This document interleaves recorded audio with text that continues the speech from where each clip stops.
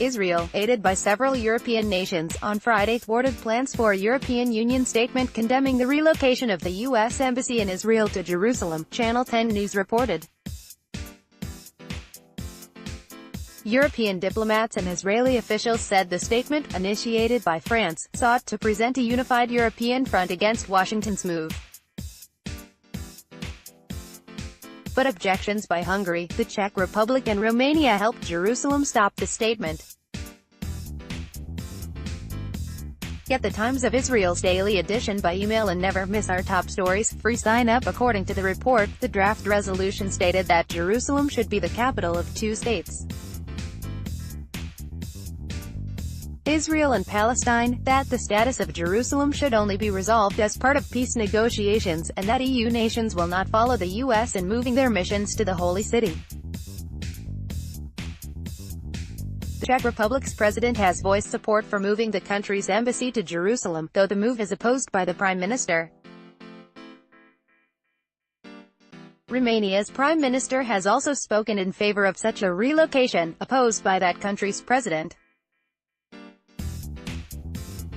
Romanian Prime Minister Viorica Dăncilă left stands next to Romania's President Klaus Iohannis after the swearing-in of her cabinet, in Bucharest, Romania, Monday, January 29, 2018.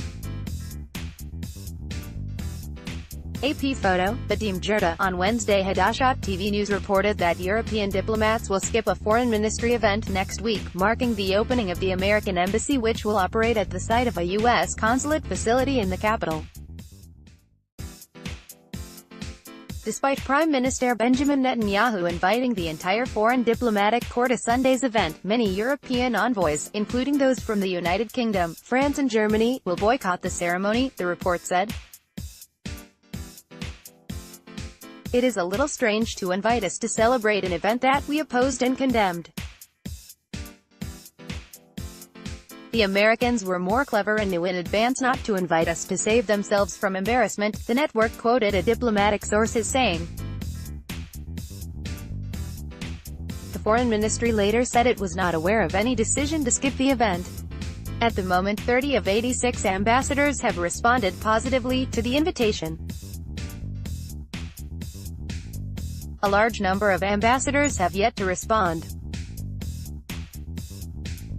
We hope all the ambassadors will arrive, Foreign Ministry spokesman Emmanuel Nashin said. Senior Palestinian official Sawab Erekat on Monday called on foreign dignitaries in Israel and around the world to stay away so as not to endorse what he called Washington's flagrant violations of international law.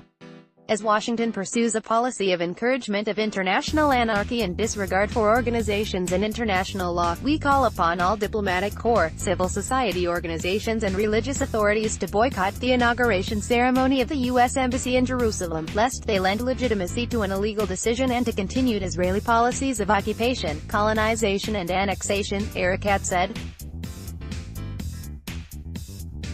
Sawab Erekat, Secretary-General of the Palestine Liberation Organization, speaks to journalists during a press conference in the West Bank city of Ramallah on April 21, 2018. AFP, Abbas Momani, U.S. President Donald Trump's December 6 decision to recognize Jerusalem as Israel's capital and to relocate the embassy there, is not only illegal but will also thwart the achievement of a just and lasting peace between two sovereign and democratic states on the 1967 borders, Israel and Palestine living side by side in peace and security, Erekat's statement went on. The Palestinians have adamantly rejected Trump's policy on Jerusalem and have effectively avoided any contact with U.S. officials since the decision. Sunday's foreign ministry event will also mark Guatemala's opening of its embassy in the city next week and will be attended by Guatemalan President Jimmy Morales. Guatemala announced weeks after Trump it would move its embassy to Jerusalem, making it the second country to do so. Paraguay on Wednesday confirmed it will also move its embassy to Jerusalem, after Nashin said Monday that Paraguay President Horacio Cartes will travel to Israel later this month for the inauguration. Raphael Aron and Alexander Fulbright contributed to this report.